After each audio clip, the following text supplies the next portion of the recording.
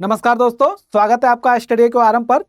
दोस्तों, हम जो एनसीईआरटी की क्लास 7th का इतिहास पढ़ रहे हैं, आज उसका अंतिम अध्याय है, अध्याय 8, और उसका शीर्षक है 18वीं शताब्दी में नए राजनीतिक गठन। इस अध्याय के बाद आपकी क्लास 7th की हिस्ट्री समाप्त हो जाएगी। इसके बाद हम 8वीं क्लास को शुरू करेंगे। तो चलिए समझते हैं कि इस अध्याय में क्या बातें कही गई हैं, किस तरीके से नए राजनीतिक गठन उभर कर आ रहे हैं।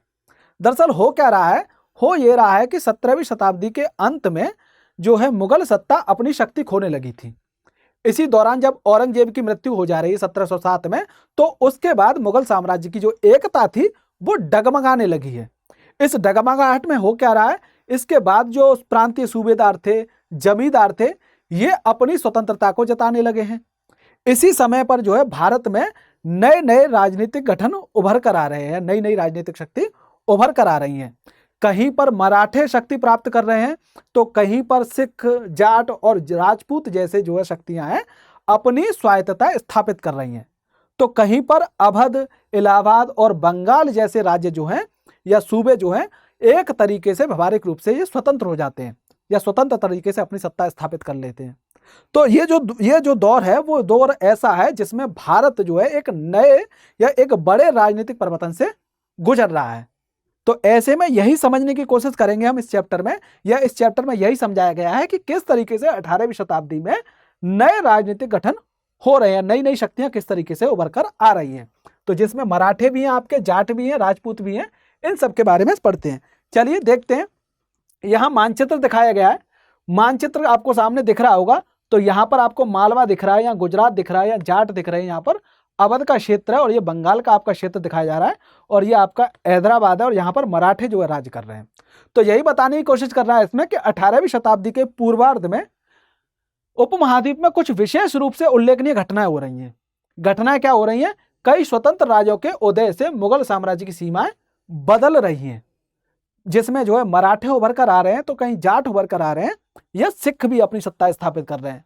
तो 1765 तक हो क्या रहा है कि एक अन्य शक्ति ब्रिटिश सत्ता ने क्या कर लिया है, पूर्वी भारत के बड़े बड़े हिस्सों को सफलतापूर्वक हड़प लिया है।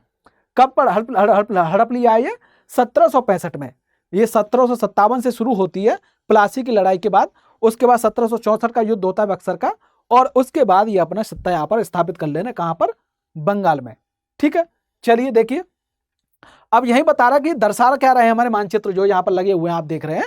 तो 18वीं शताब्दी एक ऐसी अवधि थी जब भारत में राजनीतिक परिस्थितियां अपेक्षाकृत एक छोटे से समय अंतराल में बड़ी तेजी से अचानक बदल रही हैं। अचानक जो है सीमाओं का जो है परिवर्तन हो रहा है, अचानक से छोटी छोटी शक्तियां निकल के आ रही हैं, ये बताना हो रहा है। इस अध्याय में हम यही समझने की कोशिश कर रहे हैं कि 18वीं शताब्दी के पूर्वार्ध में मोटे तौर पर ये जो 1707 में जब औरंगजेब मर जा रहा है, जब औरंगजेब की मृत्यु हो जा रही है, उसके बाद जब मुगल सत्ता कमजोर पड़ जा रही है, इसका लाभ उठा करके जो है जो प्रांतीय सूबेदार थे या जमींदार थे, ये अपनी स्वतंत्रता जता रहे हैं।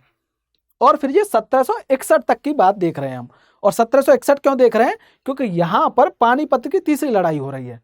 मराठाओं के साथ में पानीपत की तीसरी लड़ाई हो रही है, जहां पर ईरान का जो शासक आता है अब्दाली, उसके साथ हो रही है। ठीक है, चलिए शुरू करते हैं हम जो है पूरी तरह से। मुगल साम्राज्य और पर्वतीय मुगल के लिए संकट की स्थिति, यानी अब जो 18वीं शताब्दी का दौर है, ये मुगल साम्राज्य के लिए तो जो है क्या कहते हैं, संकट की स्थिति है। साथ के साथ जो पर्वतीय मुगल हैं, जो इन मुगलों के बाद जो लोग आ रहे हैं सत्ता स्थापित करने के लिए, उनके लिए किस तरीके की संकट की स्थिति आ रही है। तो देखिए, मुगल साम्राज्य अपनी सफलता की ऊंचाई पर पहुंच चुका था, हमने पिछले अध्याय में पढ़ा था। फिर 17वीं शताब्दी के अंतिम वर्षों में उसके सामने तरह तरह के संकट खड़े होने लगे थे। हम देख रहे थे उन्हें मराठा चुनौती दे रहे हैं, हम देख रहे थे उन्हें राजपूत चुनौती दे रहे हैं, हम देख रहे हैं उनके ऊपर अफगान की तरफ से आक्रमण हो रहा है। ठीक है, नादिर शाह आ रहा है, इस तरीके से हम चीजें देख रहे थे। अब बादशाह औरंगजेब ने जब दक्कन में 1679 से लेकर लंबी लड़ाई लड़ते हुए सैन्य और वित्तीय संसाधनों को बहुत अधिक खर्च कर दिया था। हमने जब मैं पढ़ा रहा था तो बताया था आपको किस तरीके से औरंगजेब जो है दक्कन में फंस जाता है, वहीं पर जो है लड़ाई लड़ रहा होता है, एक लंबे समय तक लड़ाई लड़ रहा होता है, वहां डेरा डाल के बैठ जाता है। हालांकि उसे जीत फिर भी नहीं मिल पाती है, तो डेरा डाल के बैठ जाता है वो। तो यहाँ से दिल्ली से पूरी लाद करके सेना ले गया, तो तमाम दुनिया भर के खर्चे हो रहे हैं इसके युद्ध में, तमाम दुनिया भर का इसका संसाधन जो है कमजोर हो रहे हैं, तो वित्तीय संसाधनों का बहुत अधिक खर्च कर दिया। बहुत अधिक खर्च कर दिया तो इसके पास अब खर्चा करने के लिए नहीं है। तो इसी समय क्या हो रहा है, औरंगजेब के जो उत्तराधिकारी थे उनके शासन काल में साम्राज्य के प्रशासन की कार्यकुशलता समाप्त होने लगी। जैसे ही जो औरंगजेब मर जा रहा है तो इसके उत्तराधिकारी जो आ रहे हैं तो उनके शासन काल में जो है केंद्रीय सत्ता का जो नियंत्रण था सूबेदारों पर या प्रांतीय जो जमींदार थे उन पर नियंत्रण कमजोर पड़ गया है। उन पर उनकी वजह से क्या हो रहा है, कार्यकुशलता समाप्त हो जा रही है। जो मनसबदार थे वो शक्तिशाली वर्गों को वश में रखना केंद्रीय सत्ता के लिए कठिन हो गया है। सूबेदार के रूप में नियुक्त जो अभिजात था वो अक्सर अब क्या कर रहा है, वो राजस्व और सैन्य प्रशासन जो दोनों कार्यालयों पर नियंत्रण रखते थे, अब जो है ये क्या कर रहा है, राजस्व तो वसूल कर रहा है लेकिन जो है मुगल साम्राज्य के केंद्रीय सत्ता के पास जो है उतना राजस्व नहीं पहुंचा रहा है जितना पहले पहुंचाया जाता था, या पहुंचा ही नहीं रहा है, विद्रोह कर दे रहा है। इस तरीके की स्थिति है यहाँ पर। तो इससे मुगल साम्राज्य के विशाल क्षेत्रों पर उन्हें विस्तृत राजनीतिक, आर्थिक और सैन्य शक्तियां मिल गई थी। जैसे जैसे सूबेदारों ने प्रांतों पर अपना नियंत्रण सुदृढ़ कर लिया, राजधानी में पहुंचने वाले राजस्व की मात्रा में भी कमी आ रही है।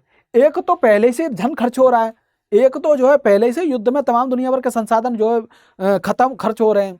दूसरी तरफ क्या कर रहे हैं, ये सूबेदार जो थे, जो मनसबदार थे या सूबेदार थे, ये जो है अब राजधानी में कम राजस्व पहुंचा रहे हैं। इसकी वजह से वो लड़ने की स्थिति में नहीं होंगे, साम्राज्य को मजबूत करने की स्थिति में नहीं है। अब देख रहे हैं हम उत्तरी और पश्चिमी भारत के अनेक हिस्सों में जमींदार और किसानों के विद्रोह भी हो रहे हैं। अब जैसे ही सत्ता कमजोर हो रही है तो ये जमींदार भी उसका फायदा उठा रहे हैं। अब जो है किसान जब तंग आ रहे हैं तो किसान भी इनका विद्रोह कर रहे हैं, आंदोलन कर रहे हैं इनके खिलाफ जो है। तो अब इससे समस्याएं और बढ़ रही हैं। अब देख रहे हैं हम कभी कभी विद्रोह बढ़ते हुए करों के भार के विरुद्ध किए गए थे और कभी कभी ये शक्तिशाली सरदारों के द्वारा किए जा रहे हैं। वो किस लिए किए जा रहे हैं कि अपनी स्थिति को वो सुदृढ़ दिखा सकें, अपनी स्थिति को वो सुदृढ़ बना सकें। तो इसलिए सरदार कर रहे हैं और कहीं देख रहे हैं हम तो किसान जो ज्यादा कर, भारी मात्रा में उन पर कर लगाया जा रहा है तो उसके खिलाफ विद्रोह कर रहे हैं। परंतु अब ऐसे समूह ने क्षेत्र के आर्थिक संसाधनों का प्रयोग अपनी स्थितियों को मजबूत करने के लिए किया। अब जब ये राजधानी में कम राजस्व पहुंचा रहे हैं, जितना राजस्व इकट्ठा कर रहे हैं उतना पहुंचा ही नहीं रहे हैं या बिल्कुल भी नहीं पहुंचा रहे हैं, उसका इस्तेमाल क्या कर रहे हैं, ये अपनी शक्ति को मजबूत करने के काम ला रहे हैं उसको, ठीक है, अपने आप को मजबूत कर रहे हैं। जिस तरह से धीरे धीरे राजनीतिक व आर्थिक सत्ता प्रांतीय सूबेदारों, स्थानीय सरदारों व अन्य समूहों के हाथों में आ रही थी, औरंगजेब के उत्तराधिकारी इस बदलाव को रोक नहीं सके, यानी वो नियंत्रण ही नहीं कर पा रहे हैं, इतने कमजोर हो चुके हैं औरंगजेब के बाद के जो भी मुगल उत्तराधिकारी आ रहे हैं, वो अपने सूबेदारों पर या प्रांतीय अधिकारी जो है उन पर नियंत्रण ही नहीं कर पा रहे हैं। वो जब आ रहे हैं, जब जो इनके खिलाफ विद्रोह कर दे रहे हैं, ये कह रहा है कि मारूंगा, वो 2 चांटे इनके और लगा के चला जा रहा है, कुछ ऐसा मामला है, ठीक है। चलिए अब देखिए, इस आर्थिक व राजनीतिक संकट के बीच ईरान के शासक नादिर शाह ने 1739 में दिल्ली पर आक्रमण किया। कौन कर रहा है आक्रमण? नादिर शाह कर रहा है, ईरान का शासक है। जब वो आक्रमण कर रहा है तो यहां पर जो वो था मुगलों का जो शासक था उसको ये हरा देता है तो यहां पर जो नादिर शाह अपनी सत्ता स्थापित कर लेता है। इसी दौरान ये जो है दिल्ली को भरपूर तरीके से लूटता है, तमाम दुनिया भर की दौलत लेते जाता है, साथ के साथ ये नरसंहार भी करता है। कौन? नादिर शाह। इससे साफ पता चल रहा है कि किस तरीके से जो है ये सत्ता कमजोर हो चुकी है मुगल सत्ता। इसी का फायदा उठाकर नादिर शाह इसमें आक्रमण कर रहा है। तो संपूर्ण नगर को लूटकर वह बड़ी मात्रा में धन दौलत ले गया। नादिर शाह के आक्रमण के बाद अफगान शासक अहमद शाह अब्दाली भी आ रहा है। मैंने आपको बताया ना, इसके साथ जो है मराठों का युद्ध होता है, जिसे हम पानीपत की तीसरी लड़ाई के रूप में जान रहे हैं। तो ये अहमद शाह अब्दाली के आक्रमणों का तांता लगा रहता है, बार बार आ रहा है। और उसने तो 1748 से लेकर के 1761 के बीच में 5 बार उत्तरी भारत पर आक्रमण किया और लूटपाट मचाई। दोनों ही लूट रहे हैं। नादिर शाह भी अच्छे खासे तरीके से लूट के ले गया दिल्ली को, नरसंहार किया है, माना जाता है करीब 30,000 लोगों को मारा था इसने जो है, ठीक है। तो इस तरीके से इनका जब सत्ता कमजोर हो रही है मुगलों की, तो इस तरीके से भारी आक्रमण भी हो रहे हैं। सरदार उनके जो हैं वो विद्रोह कर रहे हैं, उनके सूबेदार जो है विद्रोह कर रहे हैं, सूबेदार जो है राजस्व नहीं पहुंचा रहे हैं जिससे जो है शासन अच्छे से चल सके। अब देखिए, साम्राज्य पर सब ओर से दबाव पड़ ही रहा था। अभिजातों के विभिन्न समूहों की पारस्परिक प्रतिद्वंद्विता ने भी उसे और भी कमजोर बना डाला। तो इस तरीके से चारों तरफ से जो वो पड़ ही रहा है जो दबाव इनके ऊपर, साथ के साथ जो अभिजात वर्ग था उनमें भी आपस में प्रतिद्वंद्विता हो रही है कि नहीं मुझे ये पद मिलेगा या मैं ये पद पे बैठूंगा। इस तरीके से मामला बनना है कि मैं इस क्षेत्र पर नियंत्रण करूंगा। तो इससे भी क्या हो रहा है, गुटबाजी हो रही है। गुटबाजी में क्या हुआ, 2 गुटों में बट गए वो। पहला गुट था साहब ईरानी गुट और दूसरा था तुरानी गुट।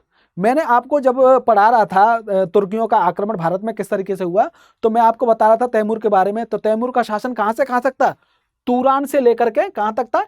ईरान तक। यहां तुरान और यहां पर ईरान, यहां तक का शासन था उसका, तैमूर का। तो वही दो गुटों में बट गया, ईरानी और तुरानी। तो काफी समय तक परवर्ती मुगल बादशाह इनमें से एक या दूसरे समूह के हाथों की कठपुतली बने रहे हैं।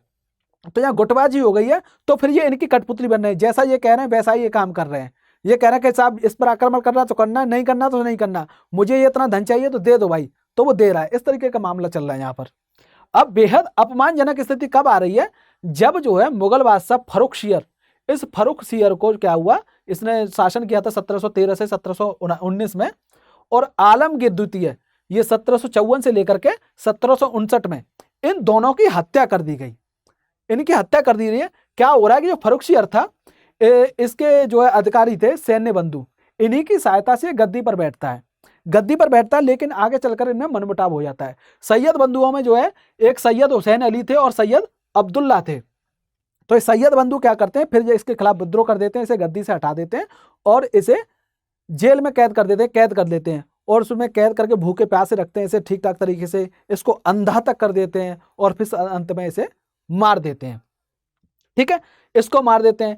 ऐसे ही जो है दूसरा कौन था? आलमगीर द्वितीय। आलमगीर द्वितीय का क्या होता है, यह जो है इसका नाम जो है गाजिउद्दीन इमाम उल, एक वो था मुल्क, गाजिउद्दीन इमाम उल मुल्क, उसकी सहायता से गद्दी पर बैठता है। उसका ही एक तरीके से कठपुतली शासक होता है। लेकिन इसके बाद आगे चलकर इन दोनों में भी जो क्या हो रहा होता है, मनमुटाव हो जाता है। मनमुटाव हो जाता है तो वो क्या करता है, मराठों के हाथ में धीरे धीरे, जब की सत्ता कर रहा था, कौन कर रहा था? हाँ, आलमगीर द्वितीय। तो एक तो साहब गाजिउद्दीन इमाद उल मुल्क और मराठों के हाथ में इसकी सत्ता थी, उनका ही कठपुतली बना हुआ था। जब इनका मनमुटाव हो जा रहा है तो गाजिउद्दीन इमाद उल मुल्क क्या करता है, इसके खिलाफ विद्रोह कर देता है, और विद्रोह कर देता है तो इसे कैद कर लेता है और इसे भी मरवा देता है। इसके बाद साहब देख रहे हैं हम जो दूसरे बादशाह जो होते थे, इसमें एक अहमद शाह है और दूसरा है शाह आलम द्वितीय। इनको जो है अंधे करवा देते हैं। कौन करवा देते हैं? अभिजात, जिसमें एक गुलाम कादिर रोहिल्ला होता है जो इसको अंधा करवाता है। ठीक है, तो इस तरीके से देख रहे हैं आप जो है ये बेहद अपमानजनक। यहां से एकदम खुल के पता चल जा रहा है कि मुगल सत्ता कितनी कमजोर हो चुकी है कि इन्हें जो आ रहा है मार जा रहा है, बाहर से आ रहे हैं वो मार रहे हैं, इनके खुद के अधिकारी मार रहे हैं, इनके खुद के अभिजात मार रहे हैं, इनके जो जिनकी सहायता से सत्ता पर बैठे वही इनके मार के जा रहे हैं। तो इस तरीके से यहाँ पे खुल के आ गया कि किस तरीके से यहाँ पर जो है इनकी सत्ता कमजोर हो चुकी है। चलिए अब देख रहे हैं यहाँ पर एक उदाहरण दिया कि एक तत्कालीन लेखक था जो साम्राज्य के वित्तीय दिवालियेपन के बारे में लिख रहा है। किस तरीके से लिख रहा है कि साहब फसल तो भरपूर तरीके से उपज रही है, लेकिन फिर भी जो है तिजोरी खाली हो रही है। क्या मतलब है इसका? जब फसल भरपूर तरीके से उपज रही है, उपज अच्छी खासी हो रही है, फिर भी तिजोरी में पैसा नहीं दिख रहा, तो मतलब सिंपल है कि किसान कर नहीं दे रहे हैं, टैक्स नहीं दे रहे हैं। अगर टैक्स दे रहे हैं तो ये प्रांतीय सूबेदार हुआ करते थे, वो जो है राजधानी में अपना जो है राजस्व भेज ही नहीं रहे हैं। इस तरीके के जो है चल रहा है मामला। चलिए अब देखिए, बहुत से अब राजपूत की बात कर रहे हैं। जब ये सत्ता कमजोर हो गई तो धीरे धीरे इस सत्ता की कमजोरियों का लाभ उठा करके जो है अनेक क्षेत्रीय शक्तियां उभर कर आ रही हैं। तो जिसमें राजपूत भी हैं, जिसमें सिख भी हैं, मराठा भी हैं, ये अपनी शक्ति को सुदृढ़ करने की कोशिश कर रहे हैं यहाँ पर।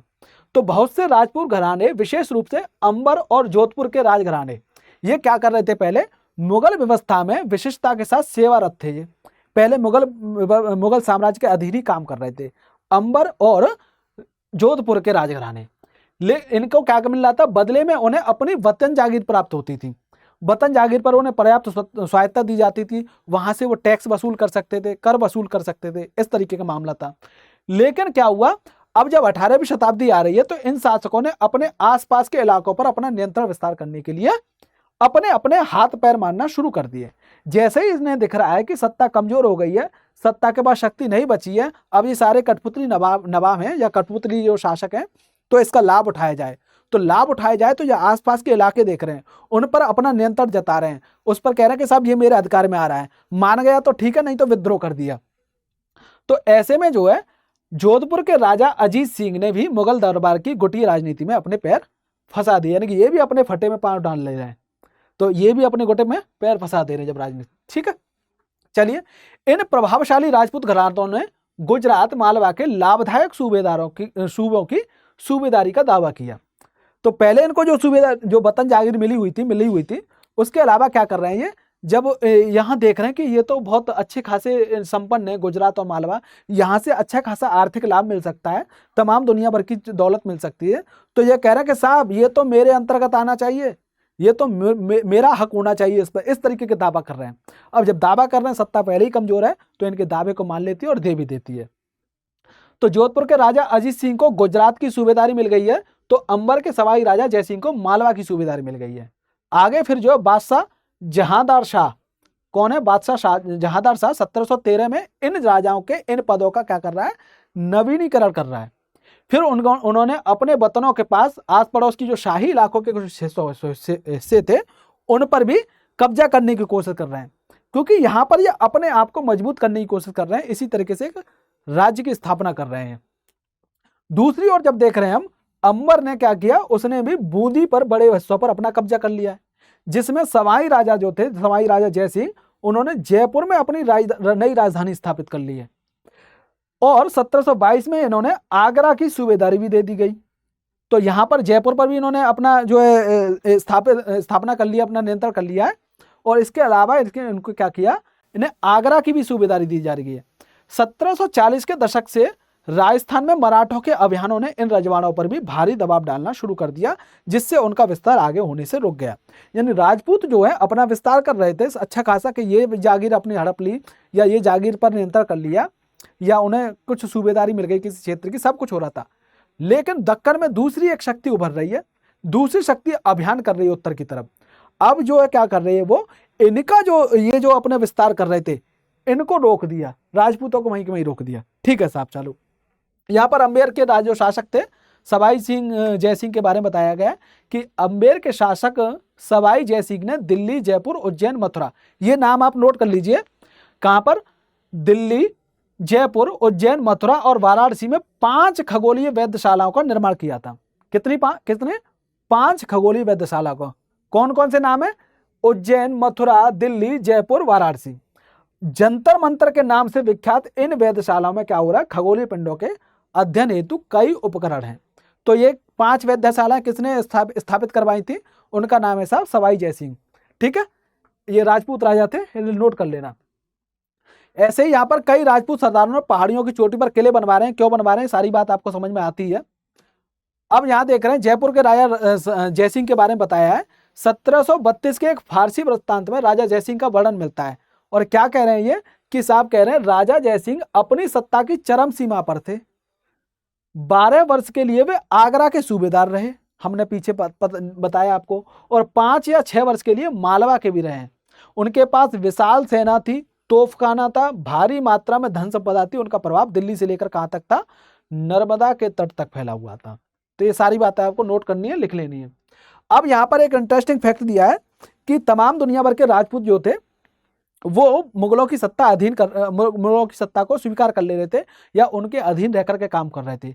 हमने इससे पहले जो अध्याय पढ़ रहे थे वहां पर भी समझे थे, यहाँ पर भी समझ ही रहे हैं हम। जो है यहाँ पर हालांकि अपने आप को स्वतंत्र करने की कोशिश कर रहे हैं, लेकिन एक जो है एक राज्य था राजपूतों का जिसने मुगलों की सत्ता जो है नहीं स्वीकार की थी, जिसमें जो बता रहा है कई राजपूत शासकों ने मुगलों का अधिराजत्व तो स्वीकार कर लिया था, लेकिन मेवाड़ एकमात्र ऐसा राजपूत राज्य था। ये आप इस फैक्ट को लिख लीजिए और याद भी कर लीजिए, ध्यान रखना है। कौन था, मेवाड़ एकमात्र राजपूत राज्य था। ठीक है, मेवाड़ एकमात्र राजपूत राज्य था जिसने मुगल सत्ता को चुनौती दी थी। राणा प्रताप मतलब महाराणा प्रताप। तो राणा प्रताप 1572 में उदयपुर तथा मेवाड़ के बड़े क्षेत्र पर नियंत्रण के साथ मेवाड़ की राजगद्दी पर आसीन हुए थे। अब जब आसीन हो गए हैं ये, तो इनके पास मुगल सत्ता या मुगल साम्राज्य बार बार जो अपने दूत भेज रहा है, उनसे कह रहा है कि साहब आप जो हमारी सत्ता को स्वीकार कर लीजिए, हमारे अधीन रह करके काम करिए। लेकिन महाराणा प्रताप या मेवाड़ राज्य जो था वो बार बार मना कर दे रहा, नहीं अगर लड़ना है तो आजा मैदान में, नहीं तो अपने घर रह। इस टाइप का मामला था। तो जो मेवाड़ था एकमात्र ऐसा राजपूत शासन था जिसने कभी इसकी जो है मुगल सत्ता को स्वीकार नहीं किया, मुगल के अधीन काम नहीं किया। तो अब बात कर रहे हैं हम सिखों की। सिखों के बारे में मोटे तौर पर हम पहले ही पढ़ चुके हैं, तो वही बता रहा है 17वीं शताब्दी के दौरान नए सिख एक राजनीतिक समुदाय के रूप में घटित हो गए थे। इससे क्या हुआ, पंजाब के क्षेत्रीय राज्य निर्माण को बढ़ावा मिला है। तो गुरु गोविंद सिंह, इनके बारे में हमने पिछले अध्याय में जाना था। 1699 खालसा पंथ की स्थापना से पूर्व क्या कर रहे हैं वो, और उसके पश्चात राजपूत और मुगल शासकों के खिलाफ कई लड़ाइयां लड़ रहे हैं। तो यानी सिखों की लड़ाइयां किससे हो रही हैं, वो मुगलों से हो रही हैं, मुगलों के साथ साथ तो हो ही रही हैं, उसके अलावा जो है उनकी राजपूतों के भी साथ लड़ाई हो रही है, जिसमें गुरु गोविंद सिंह जो खालसा पंथ की स्थापना कर रहे हैं वो कई लड़ाई लड़ रहे हैं इन दोनों के साथ में। अब जो है 1708 में गुरु गोविंद सिंह की मृत्यु हो जा रही है, तो उनके बाद बंदा बहादुर उनकी उत्तराधिकारी के रूप में आ रहे हैं। तो इनके जो है खालसा का नेतृत्व कर रहे हैं और मुगल सत्ता के खिलाफ ये विद्रोह कर रहे हैं। यहीं पर क्या कर रहे हैं, उन्होंने बाबा गुरु नानक के नाम से जो है बाबा गुरु नानक और गुरुदेव सिंह के गोविंद सिंह के नाम से सिक्के भी गड़वाए हैं, सिक्के भी ढाले हैं। तो इसका मतलब है सिक्के ढलवा रहे हैं तो अपनी अपनी स्वायत्ता को दिखाने की कोशिश कर रहे हैं कि हम एक स्वतंत्र राज्य हैं। तो वही है, तो ये बता रहे हैं नाम वाले सिक्के गढ़कर अपने शासन को सार्वभौम बताया। सार्वभौम माने सभी जगह। सतलुज और यमुना नदियों के बीच के क्षेत्र में उन्होंने अपने प्रशासन की स्थापना की। तो ये भी आपको याद रखना है, सतलुज और यमुना नदी के बीच में। लेकिन 1715 में बंदा बहादुर को बंदी बना लिया जाता है और उसे जो है 1716 में मार दिया जाता है। ठीक है, चलिए आगे समझते हैं सिखों के बारे में। अब 18वीं शताब्दी में कई योग्य नेताओं के नेतृत्व में सिखों ने अपने आप को पहले जत्थों में और फिर उसके बाद में मिसलों में, तो जत्थे और मिसलों में जो है बांट ले रहे हैं। और जब ये संगठित जत्थों और मिसलों के रूप में ये अपने आप को संगठित कर रहे हैं और फिर ये इन जत्थों और मिसलों से मिलकर के एक संयुक्त सेना बना रहे हैं, जिसे हम कह रहे हैं दल खालसा। ये सारे नाम आपको समझ लेने हैं और नोट भी करते जाना कि दल खालसा क्या हुआ करता था, मिसल का क्या मतलब है, जत्थों का क्या मतलब है। उन दिनों दल खालसा बैसाखी और दिवाली के पर्वों पर मिलते थे, और जब मिलते थे तो वहां पर ये जो है नीति रणनीति बनाते थे, चर्चा करते थे आगे क्या किया जाए, कैसे किया जाए। तो इन बैठकों में वो सामूहिक निर्णय लेते थे, जिन्हें क्या कह रहे हैं, गुरुमत्ता। गुरुमत्ता का क्या मतलब है साहब, गुरु के प्रस्ताव कहा जाता था।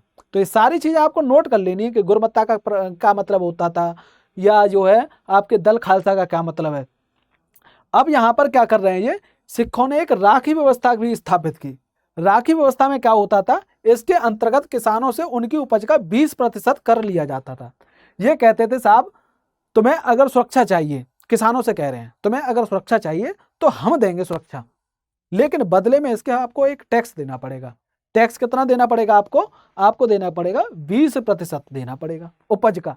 जितनी आप उपज करें उसमें से 20% आप हमें दें, अब हम उसके बदले क्या करेंगे, आपकी सुरक्षा करेंगे, रक्षा करेंगे। इसे कह रहे हैं, हम क्या कह रहे हैं, राखी व्यवस्था के नाम से जान रहे हैं इसे। ठीक है, चलिए आगे देखते हैं। गुरु गोविंद सिंह ने खालसा को प्रेरित किया था, शासन उनके भाग्य में है। यानी खालसा से क्या कह रहे हैं, जो खालसा में जो लोग हैं उनसे कह रहे हैं कि साहब शासन आपके भाग्य में है, आपको जो है प्रभु ने या परमात्मा ने, परमेश्वर ने आपको जमीन पर भेजा है, आपको शासन करने के लिए भेजा है। इस तरीके के भाव से कह रहे हैं ये।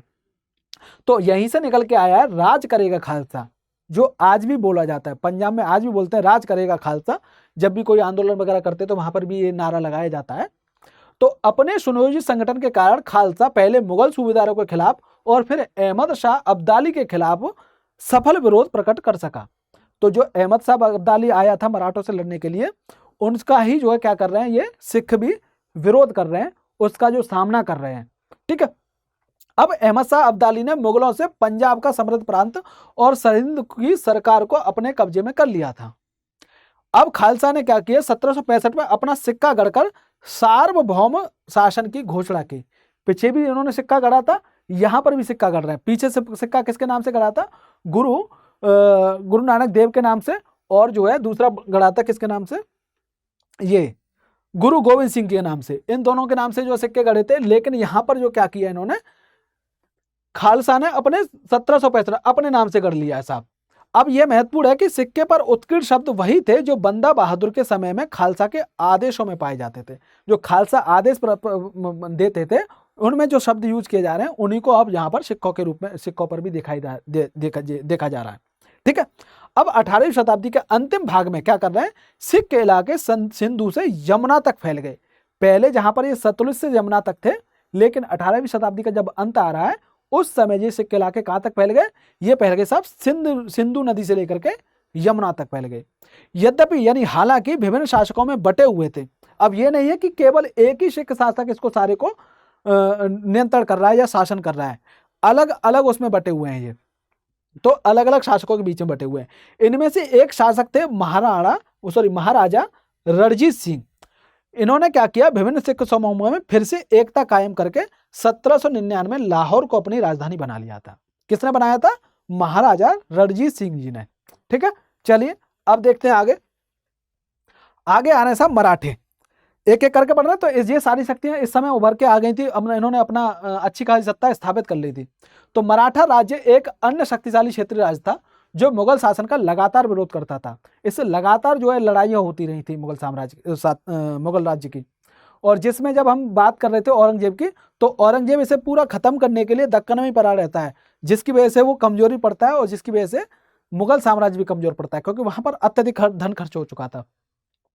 शिवाजी जो 1627 से लेकर के 80 तक शासन कर रहे हैं, 1627 में पैदा हुए हैं, वो ने शक्तिशाली योद्धा परिवारों की सहायता से एक स्थायी राज्य स्थापित कर लिया था। शक्तिशाली योद्धा परिवारों को क्या कह रहे हैं, ये कह रहे हैं साहब देशमुख। ठीक है, अब यहाँ पर एक चीज आपको दिखेगी, 1627 में यहाँ जन्म दिख रहा है और यहीं पर जो है दूसरी तरफ एनसीईआरटी 1630 में दिखा रहा है। इसका क्या मतलब है, तो बेसिकली जो आधिकारिक तौर पर देखा जा रहा है, तो आधिकारिक तौर पर शिवाजी का जन्म 1630 में हुआ था, लेकिन कई अभिलेखों में जो है 1627 भी दिखा था। तो इसलिए ये आपको दोनों दिखते हैं, 1627 भी दिखता है, 1630 भी दिखता है, लेकिन आधिकारिक तौर पर 1630 को माना जाता है। 1630 में इनका जन्म हुआ था। ठीक है, अत्यंत गतिशील कृषक पशुचारक, जिन्हें हम कुणबी कह रहे हैं, मराठा सेनाओं के मुख्य आधार बन गए थे। शिवाजी ने प्रायद्वीप में मुगलों को चुनौती देने के लिए इस सैन्य बल का प्रयोग किया। कौन सी सैन्य बल का, कुणबी का। शिवाजी की मृत्यु के पश्चात क्या हो रहा है, मराठा राज्य में प्रभावी शक्ति चित्तपावन ब्राह्मणों के एक परिवार के हाथ में रही। ये आप सारी बातें देखते जाना, समझते जाना। जो शिवाजी के उत्तराधिकारियों के शासनकाल में पेशवा के रूप में अपनी सेवाएं देते रहे। तो ये जो है चित्तपावन ब्राह्मण थे। बेशक यहाँ पर मराठा सेना थे, मराठा जो राज कर रहे थे, लेकिन जैसी शिवाजी की मृत्यु होती है तो सत्ता की जो शक्ति है, असली शक्ति जो है वो किसके पास पहुंच जाती है, पेशवा, जिसे हम चित्तपावन ब्राह्मण के रूप में जान रहे हैं। ये इनके प्रधानमंत्री हुआ करते थे, पेशवा, यानी कि पुणे मराठा राज्य की राजधानी बन गया था। पेशवाओं की देखरेख में मराठों ने एक अत्यंत सफल सैन्य संगठन का विकास कर लिया था। पेशवा कौन, चित्तपावन ब्राह्मण जो थे, उनकी सेवाओं में काम कर रहे थे। उनकी सफलता का रहस्य यह था कि वे मुगलों के किलाबंद इलाकों से टक्कर ना लेते हुए, यानी कि किलाबंद जो इलाके हैं जहां पर सेना अच्छी खासी बैठी हुई है, जहां पर उनको सारी रणनीति पता है, वहां नहीं जाते थे ये लड़ने के लिए, वहां टक्कर नहीं ले रहे हैं। ये टक्कर कहाँ ले रहे हैं, ऐसी जगह पर जहां पर रसद सामग्री ना पहुंच सके, खाने पीने की व्यवस्था ना पहुंच सके, जहां पर उनकी सेना लड़ने के लिए प्रशिक्षित ना हो, ऐसी जगह पर लड़ते थे। ये मुख्यतः गुरिल्ला पद्धति के माध्यम से उनको लड़ाई करते थे। अचानक से हमला करते थे, अचानक से टूट जाते थे, जैसे लंगूर बंदर टूटते ना अचानक से, वैसे ही ये टूटते थे। गुरिल्ला पद्धति के नाम से जान रहे हैं हम जैसे। तो जंगलों के इलाके में, जंगलों के इलाके से सेना गुजर रही है। अब स्वाभाविक बात है, जंगलों का तो उन्हें बहुत ज्यादा अनुभव नहीं है, वो खुले में लड़े हुए हैं। पहाड़ी के इलाके से गुजर रही है, वहां रसद सामग्री नहीं पहुंच पा रही है, वहां देख रहे हैं घात लगा के बैठे हुए हैं। जैसे देखा कोई सेना आ गई, तुरंत अचानक से टूट पड़े और हरा दी, इस तरीके का मामला होता था। तो उनके पास में क्या कर रहे, चुपचाप निकलकर शहरों कस्बों पर हमला बोलते थे और मुगल सेना से ऐसे मैदानी इलाकों में मुठभेड़ लेते थे जहां रसद पाने और कुमुक आने के रास्ते आसानी से रोके जा सकते हैं। ठीक है, इस तरीके से जो है ये अपने कुशलता को दिखा रहे हैं। अब ये शिवाजी के बारे में बताया गया है कि 17वीं शताब्दी के अंत तक दक्कन में शिवाजी के नेतृत्व में एक शक्तिशाली राज्य के उदय की शुरुआत हुई थी, जिससे अंततः एक मराठा राज्य की स्थापना हुई। शिवाजी का जन्म 1630 में शाहजी और जीजाबाई से हुआ था। तो शाहजी और जीजाबाई इनके माता पिता। अपनी माता और अभिभावक दादा कोंडदेव के मार्ग निर्देशन में शिवाजी कम उम्र में ही क्या हो गए, विजय पथ पर निकल पड़े और जावली पर कब्जे ने उन्हें मवाला पठारों का अविवादित मुखिया बना दिया, जिसने उनके क्षेत्र विस्तार का पथ प्रशस्त किया। अब बीजापुर और मुगलों के खिलाफ उनके कारनामों ने उन्हें विख्यात व्यक्ति बना दिया था। वे अपने विरोधियों के खिलाफ प्राय गुरिल्ला युद्ध प्रणाली का प्रयोग करते थे। चौथ और सरदेशमुखी पर आधारित राजस्व संग्रह प्रणाली की सहायता से उन्होंने एक मजबूत मराठा राज्य की नींव रख ली। अब ये चौथ और सरदेशमुखी क्या होता है, मैं आपको आगे बता देता हूं इस चीज को। देखिए, पहले समझते हैं। तो 1720 से लेकर के 1761 के बीच मराठा साम्राज्य का काफी विस्तार हो चुका है। उसने शने शने और काफी सफलतापूर्वक क्या किया, मुगल साम्राज्य की सत्ता को क्षति पहुंचाई है। अब वहीं 1720 के दशक तक मालवा गुजरात मुगलों से छीन लिए गए। मराठे क्या कर रहे हैं, मुगलों के नियंत्रण में जो मालवा थे और गुजरात थे उन पर खुद नियंत्रण कर ले रहे हैं, उनसे छीन ले रहे हैं। अब जो है देख रहे हैं 1730 के दशक तक क्या हुआ, मराठा नरेश को समस्त दक्कन प्रायद्वीप के आधिपत्य के रूप में मान्यता मिल गई है। पहले दक्कन के कुछ इलाकों पर मान्यता थी, लेकिन अब दक्कन के समस्त इलाकों पर इसे मान्यता मिल गई साहब। अब क्या हुआ, इसके साथ ही क्या हुआ, इस क्षेत्र पर चौथ और शर देशमुखी वसूलने का भी अधिकार मिल गया है। चौथ क्या होती थी, चौथ बेसिकली जमींदारों द्वारा वसूल जाने वाला भू राजस्व का 25% होता था। जैसे वो वसूल रहे थे ना, राखी व्यवस्था जो बनाई थी सिखों ने, जो 20% वसूल रहे थे, ये क्या कर रहे हैं यहाँ पर चौथ के रूप में जानने से, और ये 25% वसूलते थे। दक्कन में इनको मराठा वसूलते थे। ठीक है।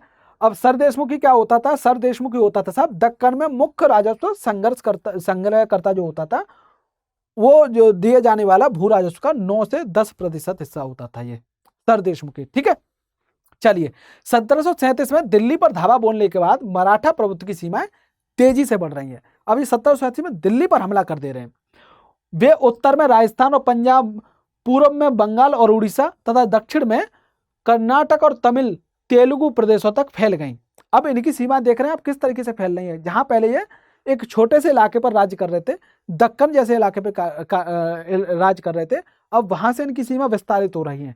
ये राजस्थान तक पहुंच रही हैं, ये जो है आपकी जो पंजाब तक पहुंच रही हैं, पूर्व में देख रहे हैं तो हम जो बंगाल उड़ीसा तक पहुंच रही हैं, और दक्षिण में भी देख रहे हैं तो कर्नाटक तमिल और तेलुगु प्रदेशों को फैल गई हैं। इन क्षेत्रों को औपचारिक रूप से मराठा साम्राज्य में सम्मिलित नहीं किया जाता था। यानी यहां पर इन्होंने अपनी शक्ति का प्रदर्शन तो कर दिया, सब कुछ कर दिया, हरा दिया, लेकिन इन्हें यह मराठा साम्राज्य में सम्मिलित नहीं करते थे, बल्कि क्या करते थे, वहां पर से ये चौथ वसूलते थे। चौथ अगर नियमित रूप से मिल रही है तो वो साम्राज्य के उसी के अधीन चलता रहेगा, नहीं मिली तो फिर वापस आक्रमण कर दे रहे हैं इस तरीके से। मगर मराठा प्रभुसत्ता को स्वीकार करने के तरीके में उन्होंने भेंट की रकम ली जाने लगी। साम्राज्य के इस विस्तार से उन्हें संसाधनों का भंडार तो मिल गया, मगर उसके लिए उन्हें कीमत भी चुकानी पड़ी। मराठों के सैन्य अभियानों के कारण अन्य शासक भी उनके खिलाफ हो गए, और जब खिलाफ हो जा रहे हैं अन्य शासक, जो यहाँ पर दूसरी क्षेत्रीय शक्तियां थी, जब ये बार बार आक्रमण कर रहे हैं तो वो घबरा रहे हैं, तो मानी ये तो हम पर भी आक्रमण करेगा, ये सामना नहीं कर पा रहे हैं, तो फिर यहाँ पर ये इनके खिलाफ हो जाते हैं। जैसे ही जो है ईरान का जो है वो अब्दाली था, यहाँ पर जब आक्रमण करने आता है तो इसका साथ नहीं देते हैं। तो 1761 में पानीपत की तीसरी लड़ाई में अन्य शासकों से कोई सहायता इन्हें नहीं मिल पाती है साहब। ठीक है साहब, चलिए आगे देखते हैं। आगे अंतहीन सैन्य अभियानों के साथ मराठों ने एक प्रभावी प्रशासन व्यवस्था तैयार कर ली। तो यहां देख रहे हैं आप अंतहीन सैन्य अभियान, यानी कि लगातार सैन्य अभियान में जुटे रहे, जहां मौका मिल रहा है वहीं पे सैन्य अभियान करते रहे, इस ताप का मामला है।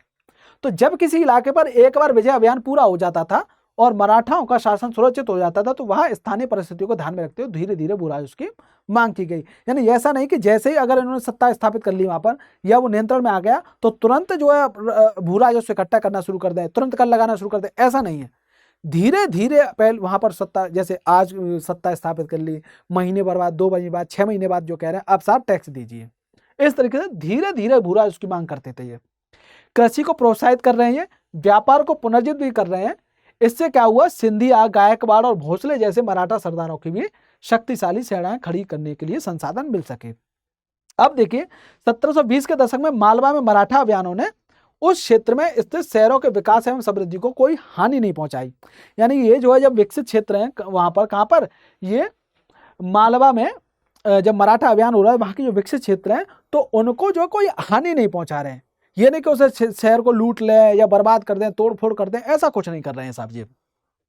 तो ये क्या हुआ, उज्जैन जब हानि नहीं पहुंचाई तो उज्जैन सिंधिया के संरक्षण में और इंदौर होलकर के संरक्षण में फलता फूलता रहा। कौन सा, उज्जैन सिंधिया के संरक्षण में फल रहा है और इंदौर होलकर के संरक्षण में फल फूल रहा है। वहीं ये शहर हर तरह से बड़े और समृद्धशाली थे, ये महत्वपूर्ण वाणिज्यिक और सांस्कृतिक केंद्रों के रूप में कार्य कर रहे थे। अब यहाँ पर क्या हो रहा है, यहाँ पर रेशमी वस्त्रों का उत्पादन हो रहा है। जो मराठा की राजधानी थी वहां पर पुणे में नए बाजार में के रूप में उन्हें जगह मिल जा रही है। ठीक है, तो इस तरीके से जो है आपके ये मराठा अपनी शक्ति को स्थापित कर रहे हैं। चलिए अब आगे देखते हैं जाट। अब एक और शक्ति है यहाँ पर जाट। कितनी शक्तियों के बारे में पढ़ लिया हमने? सिखों के बारे में पढ़ लिया हमने, राजपूतों के बारे में पढ़ लिया हमने, और साहब हमने जो है मराठाओं के बारे में पढ़ लिया। अब एक अंतिम शक्ति के बारे में पढ़ रहे हैं। अंतिम का मतलब इस चैप्टर में अंतिम है। तो अन्य राजाओं की तरह जाटों ने भी 17वीं और 18वीं शताब्दियों में अपनी सत्ता सुदृढ़ कर ली थी। इन्होंने सत्ता सुदृढ़ कर ली। तो अपने नेता, इनका एक नेता थे चूड़ामल। चूड़ामल ने के नेतृत्व में उन्होंने दिल्ली का पश्चिम स्थित क्षेत्रों पर अपना नियंत्रण स्थापित कर लिया था। हालांकि इनकी जब इनकी और 1600 चूड़ामल ने यहाँ पर नियंत्रण स्थापित तो कर लिया था, लेकिन एक स्वतंत्र राज्य नहीं बन पाया था। लेकिन ये आगे के आने वाले उत्तराधिकारी के लिए एक आधार तो तैयार करके चले जाते हैं। तो 1680 के दशक तक आते आते उनका प्रभुत्व कहाँ तक हो गया? वो दिल्ली और आगरा के दो शाही शहरों के बीच क्षेत्र पर होना शुरू हो गया था। तो क्या हुआ? वस्तुतः कुछ अरसे के लिए वे आगरा शहर के अभिरक्षक भी बन गए थे। अब देख रहे हैं जाट क्या थे? जाट दरअसल एक समृद्ध कृषक थे और उनके प्रभुत्व क्षेत्र में पानीपत और बल्लभगढ़ जैसे महत्वपूर्ण व्यापारिक केंद्र बन गए थे। सूरजमल, ये सूरजमल इनके बहुत ज्यादा प्रभावी या शक्तिशाली नेता रहे या शक्तिशाली शासक रहे। तो चूड़ामल ने जो आधार तैयार किया था, चूड़ामल ने बेशक वो अपना एक राज्य स्थापित नहीं कर पाए थे चूड़ामल, लेकिन आधार तो तैयार कर दिया था। उस आधार के आधार पर जो है ये सूरजमल एक मजबूत राज्य स्थापित करते हैं। जाट साम्राज्य के राज्य में भरतपुर एक शक्तिशाली राज्य के रूप में उभर गया है। 1739 में जब नादिर शाह ने दिल्ली पर हमला बोलकर उसे लूटा, तो दिल्ली के कई प्रतिष्ठित व्यक्तियों ने भरतपुर में शरण ली। यानी जब नादिर शाह आ रहा है, दिल्ली में जो आक्रमण कर रहा है, यहाँ पर जो लूट रहा है, नरसंहार कर रहा है, तो जब दिल्ली में जो प्रतिष्ठित लोग रह रहे थे वो कहाँ पर आकर के शरण ले रहे हैं? वो सब सूरजमल के साम्राज्य में आकर शरण ले रहे हैं, भरतपुर में आकर शरण ले रहे हैं वो। अब नादिर शाह के पुत्र जवाहिर शाह के पास 30,000 सैनिक थे। अब ये बता रहा है कि नादिर शाह के बारे में कुल मिला के उसने 20,000 अन्य सैनिक मराठाओं से लिए और 15,000 सैनिक सिखों के लिए, और अन्य सबके बलबूते क्या किया? उसने मुगलों से लड़े थे। ठीक है, चलिए आगे समझते हैं। जहां भरतपुर का किला काफी हद तक पारंपरिक शैली में बनाया गया, वहीं दीग में जाटों ने अंबर और आगरा की शैलियों का समन्वय करते हुए एक विशाल बाग महल बनवा लिया साहब। अब शाही वास्तुकला से जिन रूपों को पहली बार शाहजहां के युग में जोड़ा गया था, दीग की इमारतें उन्हीं रूपों के नए नमूनों पर बनाई गई थी। तो साहब देख रहे हैं आप जो है किस तरीके से क्षेत्रीय शक्तियां जो है 18वीं शताब्दी में उभर कर आ रही हैं। किस तरीके से जाट अपना प्रभुत्व स्थापित कर रहे हैं, तो किस तरीके से मराठा अपना प्रभुत्व स्थापित कर रहे हैं, किस तरीके से मराठा एक अंतहीन अभियानों के माध्यम से अपनी शक्ति का विस्तार कर रहे हैं, किस तरीके से राजपूतों को जो है मराठे रोक दे रहे हैं, या किस तरीके से मुगल सत्ता जब कमजोर हो रही है, ये क्षेत्रीय शक्तियां उभर कर आ रही हैं। तो उम्मीद है आपको ये सारी चीजें समझ में आई होंगी। और आज इस तरीके से हमारी जो क्लास 7th की जो हिस्ट्री थी वो खत्म हो चुकी है एनसीईआरटी की। अब हम आगे 8वीं क्लास शुरू करेंगे। और आपको अगर कोई यहाँ पर क्वेरी है या आपको कुछ चीजें समझ में नहीं आई है पूरी एनसीईआरटी क्लास 7th में या 6 में, वो आप कमेंट बॉक्स में आपको मुझे बता दीजिए, मैं उनको एक अलग से सेक्शन में या किसी अगले लेक्चर में शामिल कर लूंगा। चलिए, आप अगर ये वीडियो पसंद आ रहा है तो आप कृपया इसे लाइक भी करिए, साथ के साथ हमारे चैनल को सब्सक्राइब भी कर दीजिए। मिलते हैं अगले वीडियो में, तब तक के लिए नमस्कार।